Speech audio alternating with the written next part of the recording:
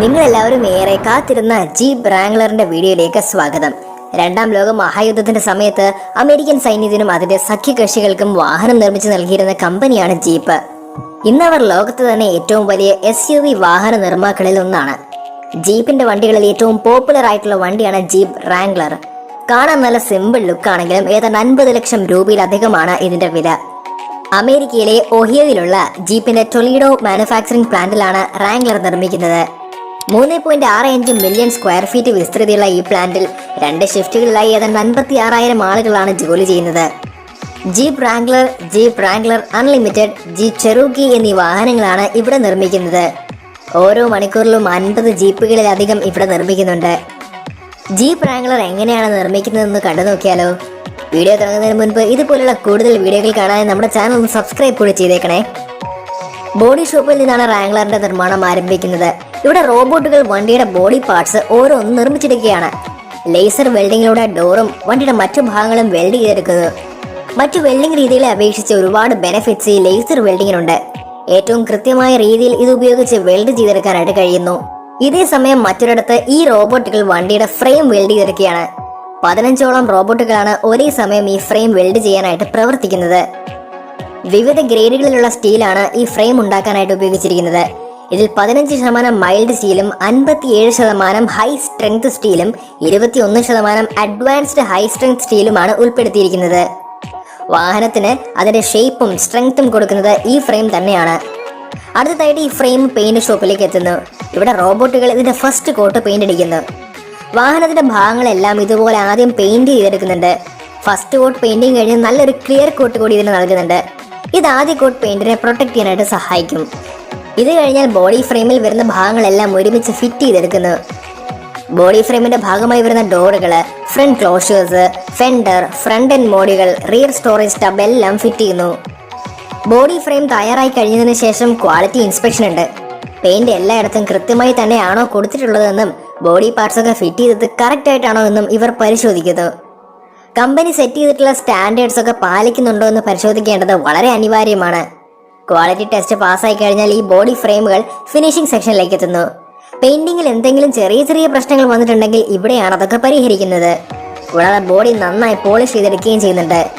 ഇതേ സമയം മറ്റൊരിടത്ത് വണ്ടിയുടെ ഷാസിയിൽ ഫിറ്റ് ചെയ്യാനുള്ള പവർ ട്രെയിനും മറ്റു ഭാഗങ്ങളും തയ്യാറാക്കിക്കൊണ്ടിരിക്കുകയാണ്. ഇവിടേക്ക് എത്തുന്ന ഭാഗങ്ങളെല്ലാം ഹൈഡ്രോളിക് ക്രെയിനുകളുടെ സഹായത്തോടെ കൃത്യസ്ഥലങ്ങളിലേക്ക് മാറ്റിവെക്കുന്നു. അപ്പോൾ നിങ്ങളോടുള്ള ഇന്നത്തെ ചോദ്യം ഇതാണ്: ഇന്ത്യയിൽ ഏറ്റവും കൂടുതൽ വിറ്റഴിഞ്ഞിട്ടുള്ളതിൽ ജീപ്പിന്റെ ഏത് വണ്ടിയാണ്? ഉത്തരം കമന്റ് ബോക്സിൽ എഴുതാനായിട്ട് മറക്കല്ലേ. ഇവിടെ അസംബ്ലി ലൈനിൽ ജീപ്പിന്റെ ഐക്കോണിക് ബാഡ്ജ് വണ്ടിയിൽ പതിപ്പിക്കുന്നു. കൂട്ടത്തിൽ പാക്കേജ് നെയിമും മറ്റ് സ്റ്റിക്കറുകളും ഇവിടെ വെച്ച് തന്നെ പതിപ്പിക്കുന്നു. ഈ മെയിൻ ബോഡി ഫ്രെയിമിലെ ഒരു കരിയറിലാണ് ഇരിക്കുന്നത്. ഇതിനിങ്ങനെ തിരിയാൻ കഴിയുന്നതുകൊണ്ട് ജോലിക്കാർക്ക് അനായാസം വിവിധ ഭാഗങ്ങളിലെ ജോലികൾ ചെയ്യാനായിട്ട് സാധിക്കും.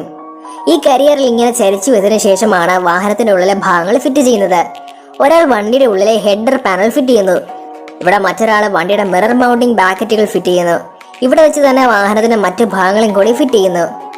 ഇവിടെ നിന്നും വണ്ടി അസംബ്ലി ലൈനിലൂടെ മുന്നോട്ടെത്തുന്നു. ഇവിടെ നിന്നും ഒരു വലിയ റോബോട്ടിക് ആം വാഹനത്തിന്റെ ബോഡി എടുത്ത് വേറൊരു സ്ഥലത്തേക്ക് വെക്കുന്നു. 1300 കിലോയിലധികം ഭാരവും 12 അടി ഉയരത്തിൽ വരെ പ്രവർത്തിക്കാൻ കഴിയുന്നതുമായിട്ടുള്ള ഈ റോബോട്ടിക് ആം മറ്റ് ക്രെയിൻ സംവിധാനങ്ങളെക്കാൾ ഏറ്റവും മികച്ചതാണെന്നാണ് കമ്പനി പറയുന്നത്. ഈ ലൈനിലൂടെ മുന്നോട്ട് നീങ്ങുമ്പോൾ ഒരു റോബോട്ട് വണ്ടിയുടെ വിൻഡ് ഷീൽഡ് ഫിറ്റ് ചെയ്യേണ്ട സ്ഥലത്ത് യൂറിത്തേൻ വെച്ച് തയ്യാറാക്കുന്നു. ഇത് വിൻഡ് ഷീൽഡ് നല്ല ദൃഢതയോടെ ഫിറ്റ് ആയിരിക്കാൻ സഹായിക്കും. മറ്റൊരു റോബോട്ട് വിൻഡ്ഷീൽഡ് ഇതിലേക്ക് ഫിറ്റ് ചെയ്ത് വെക്കുന്നു. വിൻഡ്ഷീൽഡ് ഫിറ്റ് ചെയ്ത് കഴിഞ്ഞാൽ അടുത്തത് വണ്ടിയുടെ ഡാഷ്ബോർഡ് എന്ന് നമ്മൾ വിളിക്കുന്ന ഇൻസ്ട്രുമെന്റ് പാനൽ ഫിറ്റ് ചെയ്യുന്ന പ്രോസസ്സാണ്. നേരത്തെ തന്നെ തയ്യാറാക്കി വെച്ചിരിക്കുന്ന ഒരു ഫാബ്രിക്കേറ്റഡ് യൂണിറ്റ് ആയിട്ടാണ് ഇത് വരുന്നത്. ഒരു എംപ്ലോയി ക്രെയിന്റെ സഹായത്തോടെ വളരെ സൂക്ഷ്മതയോടെ ഈ ഇൻസ്ട്രുമെന്റ് പാനൽ ഫ്രെയിമിനുള്ളിലേക്ക് കൊണ്ടുവെക്കുന്നു. മറ്റൊരാൾ ഇത് ഫിറ്റ് ചെയ്യാനായി സഹായിക്കുന്നുണ്ട്. ഇവിടെ വെച്ചാണ് വണ്ടിയുടെ ബാക്കി ഭാഗങ്ങളെല്ലാം ഫിറ്റ് ചെയ്യുന്നത്. ജീപ്പ് റാംഗ്ലറിന് മുന്നിലുള്ള ഐക്കോണിക് 7 സ്ലോട്ട് ഗ്രില്ല് ഒരാൾ ഫിറ്റ് ചെയ്യുന്നു. അടുത്തത് ബോഡി ആൻഡ് ഷാസി ഡെക്കിംഗ് എന്ന പ്രോസസ്സാണ്. ഇവിടെ വെച്ചാണ് വണ്ടിയുടെ ബോഡി ഫ്രെയിമും ഷാസിയും തമ്മിൽ ബന്ധിപ്പിക്കുന്നത്. വണ്ടിയുടെ ആക്സിൽ, എഞ്ചിൻ, ടയറുകൾ, ബ്രേക്ക് സിസ്റ്റം എന്നിവയെല്ലാം ഷാസിയുടെ ഭാഗമായിട്ടാണ് വരുന്നത്. വളരെ ശ്രദ്ധയോടെയാണ് ഈ 2 ഭാഗങ്ങൾ തമ്മിൽ ബന്ധിപ്പിക്കുന്നത്. ഇത്രയും കഴിഞ്ഞതിനു ശേഷം ഈ വണ്ടി ലിഫ്റ്റുകളുടെ സഹായത്തോടെ അടുത്ത സെക്ഷനിലേക്ക് എത്തുന്നു. ഇതേ സമയം മറ്റൊരിടത്ത് ഒരു വണ്ടിയുടെ റൂഫ് ടോപ്പ് തയ്യാറായിക്കൊണ്ടിരിക്കുകയാണ്. ഒരു എംപ്ലോയി ഒരു റോബോട്ടിക് ആമിന്റെ സഹായത്തോടെ ഈ റൂഫ് ടോപ്പ് ഒരു ചെറിയ ഓട്ടോമേറ്റഡ് ഗൈഡഡ് വെഹിക്കിൾ അല്ലെങ്കിൽ AGVയിലേക്ക് എടുത്തു വെക്കുന്നു. ഭാരം കൂടിയ വസ്തുക്കൾ വേഗത്തിൽ ഓരോ സ്ഥലത്തിലേക്കും എത്തിക്കാനാണ് ഈ വണ്ടി ഉപയോഗിക്കുന്നത്. ഇതിൽ വെച്ചു കൊടുത്ത റൂഫ് ടോപ്പുമായി തനിയെ ഇത് അസംബ്ലി സെക്ഷനിലേക്ക് എത്തുന്നു. ഇവിടെ നിന്നും ചെറിയ ക്രെയിനിന്റെ സഹായത്തോടെ റൂഫ് ടോപ്പ് എടുത്ത് വാഹനത്തിലേക്ക് ഫിറ്റ് ചെയ്യുന്നു. ഇത് കഴിഞ്ഞാൽ അടുത്തതായിട്ട് ഡോറുകൾ ഫിറ്റ് ചെയ്യുന്ന സ്റ്റെപ്പാണ്.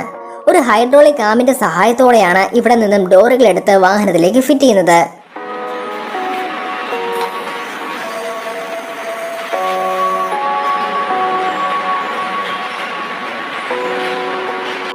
അവസാനമായി വണ്ടിയുടെ വീൽ ഇവിടേക്ക് വെച്ചതിന് ശേഷം ഒരു റോബോട്ടിന്റെ സഹായത്തോടെ എല്ലാ സ്ക്രൂകളും മുറുക്കുന്നു. ഇത്രയും കഴിയുന്നതോടെ ജീപ്പ് റാംഗ്ലർ റെഡി ആയി കഴിഞ്ഞു. ഇനി ഒരു ഫൈനൽ വാഷിംഗ് പ്രോസസ് കൂടിയുണ്ട്. ഇതിനുശേഷം ഒരിക്കൽ കൂടി വണ്ടി ക്വാളിറ്റി ടെസ്റ്റിംഗ് ഏരിയയിലേക്ക് എത്തുന്നു. വാഹനത്തിന്റെ എല്ലാ ഭാഗങ്ങളും ഇവിടെ പരിശോധിക്കും. എല്ലാ ഭാഗങ്ങളും കൃത്യമായി തന്നെയാണ് ഫിറ്റ് ചെയ്തെന്ന് ഉറപ്പാക്കിയതിനു ശേഷം വണ്ടി ഓടിച്ചു നോക്കി ഒന്നുകൂടെ ടെസ്റ്റ് ചെയ്യുന്നു. ഇങ്ങനെ ഓടിച്ചു നോക്കി ഒരു കുഴപ്പവുമില്ല എന്ന് ഉറപ്പാക്കിയതിനു ശേഷം മാത്രമേ ഇവിടെ നിന്നും കസ്റ്റമേഴ്സിന്റെ അടുത്തേക്ക് വണ്ടി എത്തത്തുള്ളൂ. ക്വാളിറ്റി ഇൻസ്പെക്ഷൻ സ്റ്റെപ്പ് പാസ്സാവുന്നതോടെ കൂടി വണ്ടിയുടെ മാനുഫാക്ചറിംഗ് പ്രോസസ് പൂർണ്ണമായും പൂർത്തിയാകുന്നു. അപ്പോൾ ഇന്നത്തെ വീഡിയോ നിങ്ങൾക്ക് ഇഷ്ടപ്പെട്ടെങ്കിൽ വീഡിയോ ലൈക്ക് ചെയ്തതിനു ശേഷം ചാനൽ സബ്സ്ക്രൈബ് ചെയ്ത് ബെല്ലൈക്കൺ കൂടി എനേബിൾ ചെയ്യാനായിട്ട് മറക്കരുത്. അപ്പോൾ ഇതിലും നല്ലൊരു ടോപ്പിക്കുമായി മറ്റൊരു വീഡിയോ നമ്മൾ തമ്മിൽ കാണുമ്പോഴേക്കും ഗുഡ് ബൈ.